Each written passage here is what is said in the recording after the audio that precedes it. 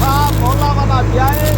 सात कुमार आज कुमार ना खर्च जाती है पर ये अदा जरूर हम शिक्षक थे 11 अगस्त था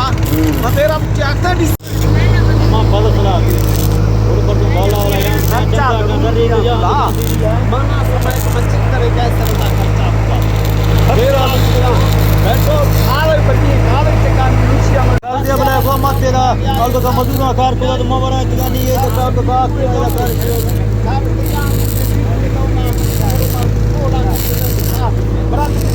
ये तो का आप तो दवा करें संत का बेला का हमारा मवरा चाहिए तो चिरारा मजदूर